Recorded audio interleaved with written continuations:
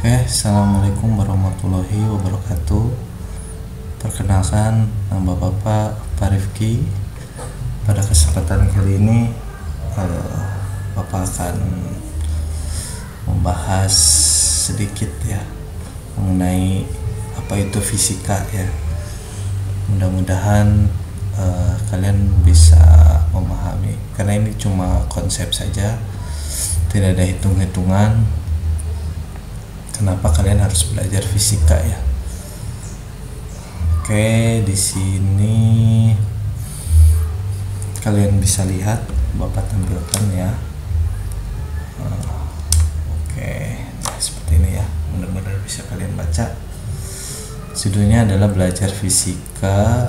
Oke, belajar fisika. Pada kesempatan kali ini, apa itu sih fisika itu? Hakikat fisika dan prosedur ilmiah ya. Oke, kalian mungkin asing dengan fisika karena fisika ini adalah mata pelajaran yang akan diajarkan ketika kamu masuk SMA atau MA ya. Karena di sebelumnya kalian di SMP atau MTS itu tidak belajar fisika. Maksudnya belajar sih belajar, tapi namanya bukan fisika ya, namanya adalah IPA. Kalian sebenarnya sudah belajar yang namanya di IPA itu GLB ya, GLBB, kemudian apalagi optik, kalor, suhu, apalagi ya, gelombang ya, getaran gelombang. Terus kalian juga mempelajari mengenai magnet ya, listrik. Nah itu kalian pelajari. Untuk di SMA atau di tingkatan MA itu kalian harus spesifik ya, lebih spesifik lagi ya, lebih spesifik. Jadi kalian akan lebih detail lagi mempelajari fisik. IPA itu di bagian nanti fisikanya ya. Nah, hakikat fisika itu adalah sains ya. Sains itu apa ya? Sains itu adalah ilmu pengetahuan ya.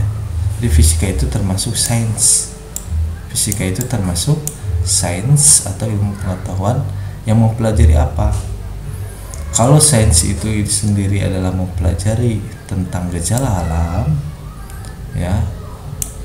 Jadi segala gejala alam itu dipelajari ya, sains ya. Maka sains itu tidak hanya fisika ya, sains itu ada fisika, ada apa lagi, ada biologi, ada kimia ya. Oke. Ada fisika, biologi, kimia. Nah, Bapak akan mempelajari mengenai fisika. Jadi gejala-gejala alam itu melalui pengamatan, diamati, setelah mengamati kemudian melakukan eksperimen dan analisis ya, analisis. Maka fisika itu sebagai salah satu cabang dari sains. Betul kan, tadi sudah Bapak jelaskan. Merupakan ilmu pengetahuan yang mempelajari mengenai materi dan energi serta berinteraksi antara keduanya. Jadi di fisika itu hanya mempelajari mengenai gejala alam, di mana gejala alam itu diambil materinya apa, kemudian energinya kayak gimana, dan serta interaksi antara keduanya. Ada yang mengatakan bahwa fisika itu adalah ilmu yang bagian ilmu sains yang mempelajari mengenai gejala alam. Kemudian setelah mempelajari gejala alam, diamati hukum-hukumnya, kemudian diterapkan dalam kehidupan sehari-hari ya. Produk dari fisika itu banyak. Salah satunya adalah handphone kamu sendiri ya. Di dalamnya itu terdapat fisikanya ya. Dari mulai apa? Dari mulai listrik, elektro, kemudian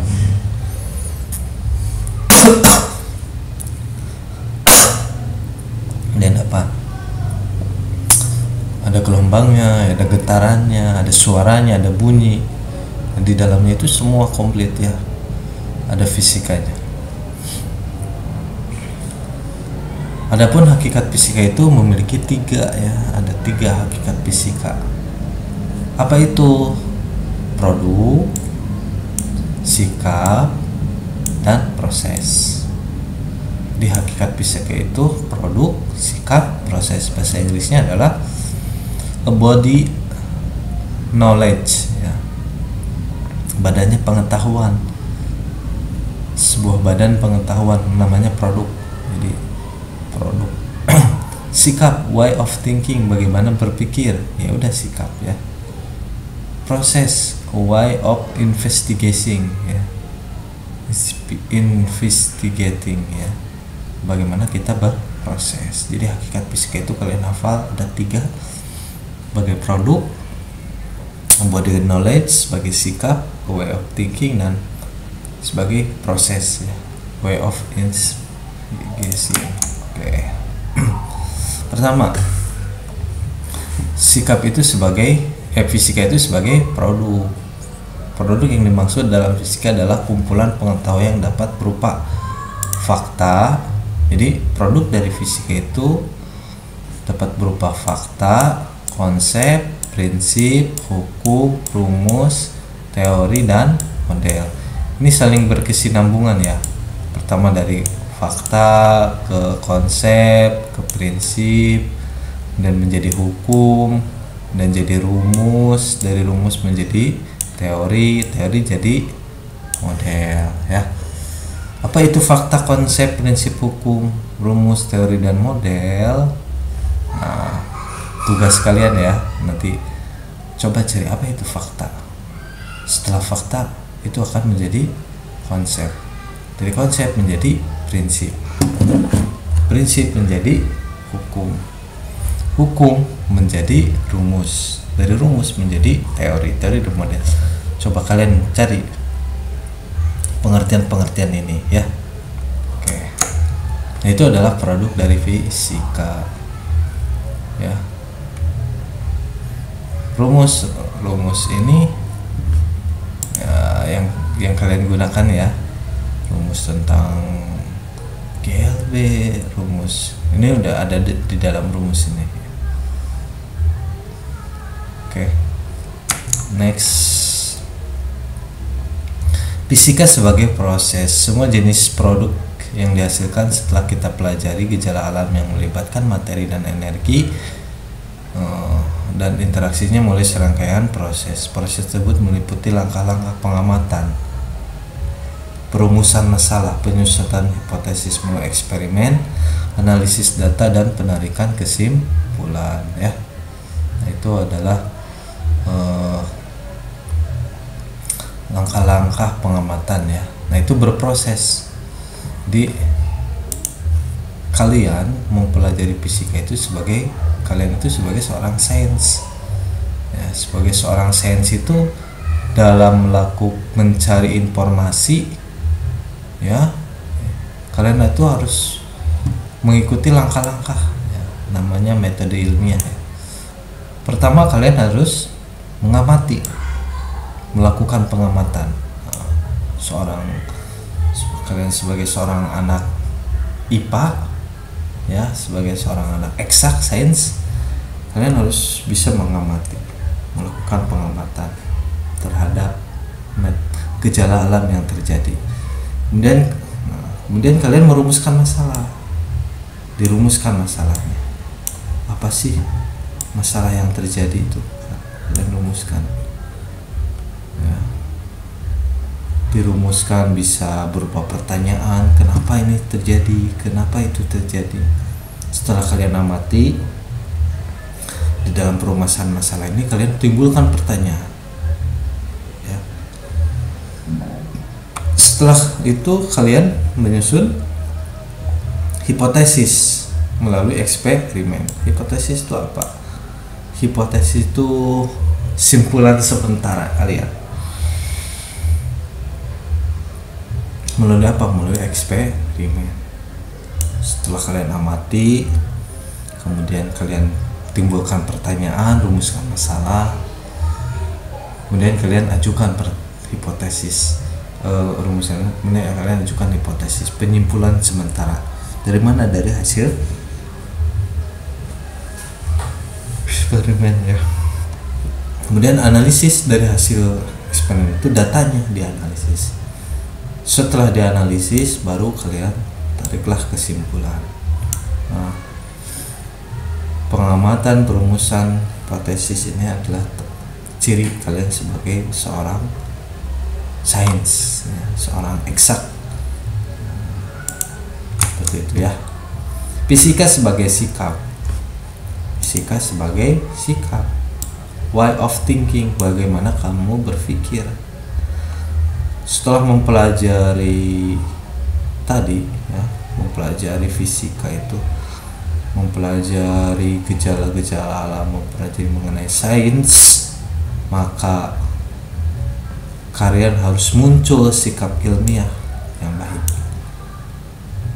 Ada tanda-tandanya. Orang IPA dengan orang IPS-nya, kan ada teman kamu yang jurusannya IPS. Kamu tuh harus berbeda dengan mereka.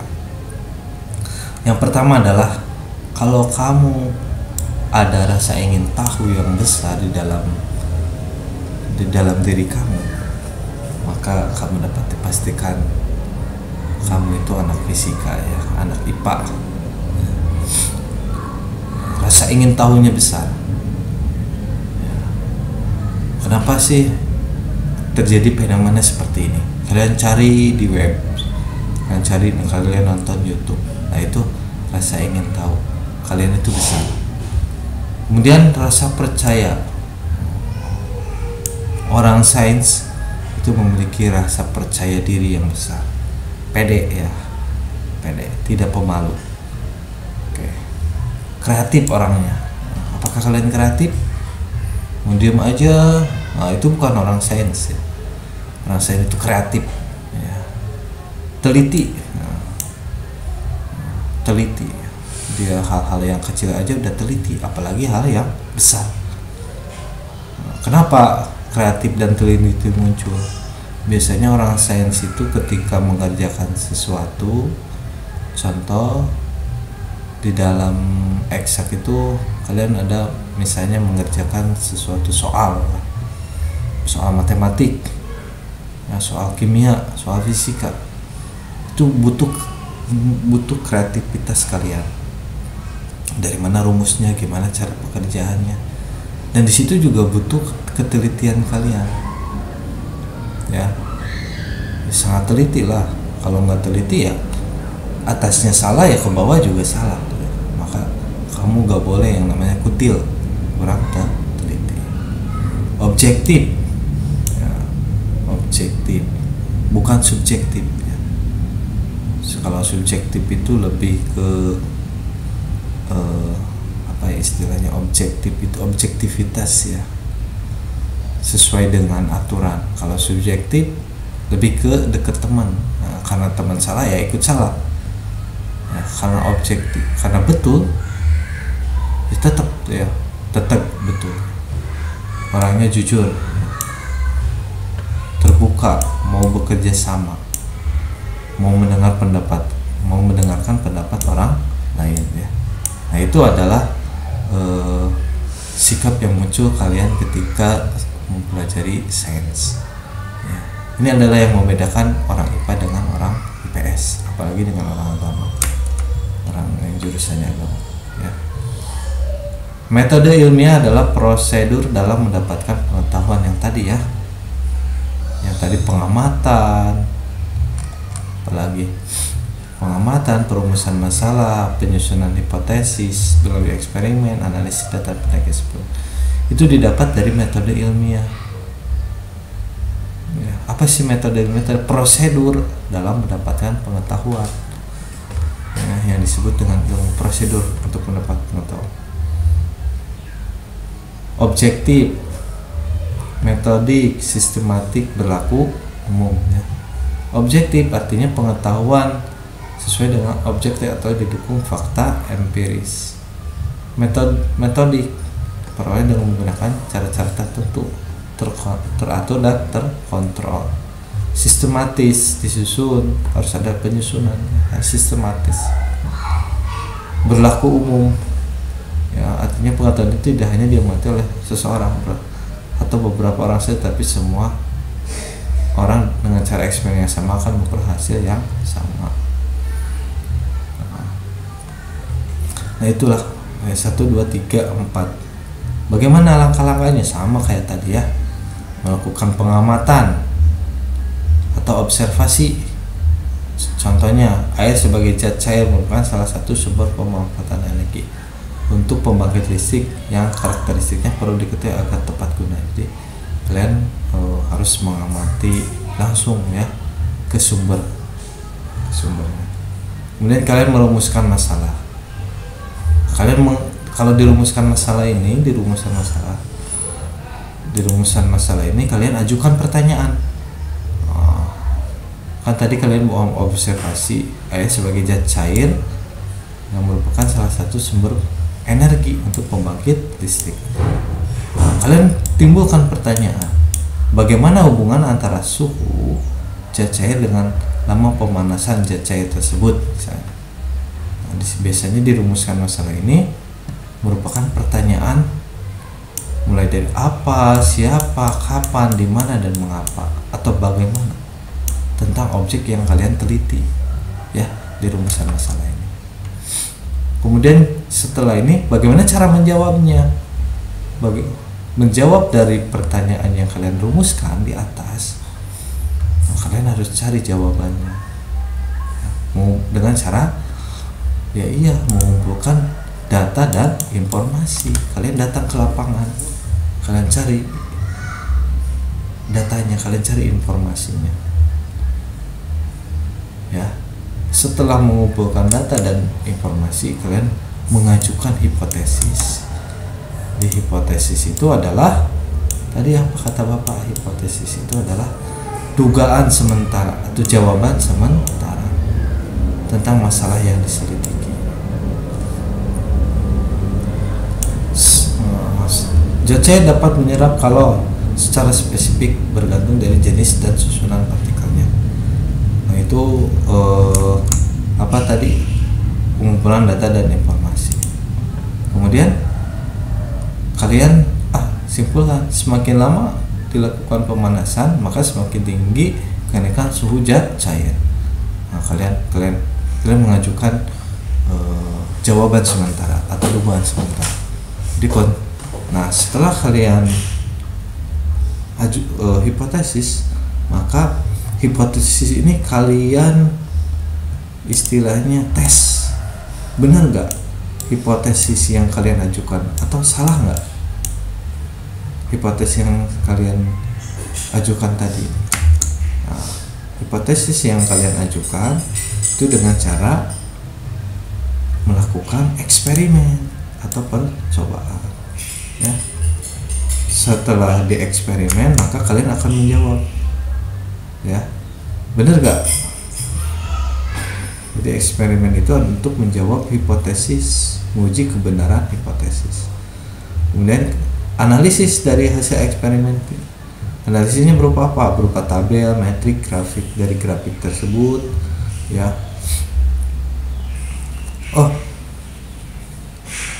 hipotesis yang tadi diajukan sesuai dengan fakta gambar atau analisis datanya. Berarti hipotesis yang kamu berikan itu betul. Kemudian kamu tarik kesimpulan. Adapun nanti ketika pada hasil analisis datanya, apa yang eksperimen yang kalian lakukan, data yang analisis itu tidak sesuai dengan hipotesis, ya nggak apa-apa. Nah itulah, kalian jangan buat-buat, hasilnya itu seolah-olah betul. Nah itu bukan orang fisika, bukan orang sains. Jadi kalau apa yang kalian hipotesiskan kemudian pada kenyataan setelah dianalisis datanya itu tidak sesuai, ya nggak apa-apa ya. Kemudian kalian tarik kesimpulan di sini ya. Peran fisika dalam kehidupan ya, ini sangat bermanfaat ya dalam kehidupan sehari-hari. Manfaat fisika itu satu, untuk pembangkit listrik ya. PLTU, pembangkit listrik tenaga uap. Di mana tuh kalau di Kronjo, daerah Kronjo ada ya, di daerah Kronjo itu PLTU ya, di daerah Kemeri ya. PLTA, pembangkit listrik tenaga air. PLTS, pembangkit listrik tenaga surya.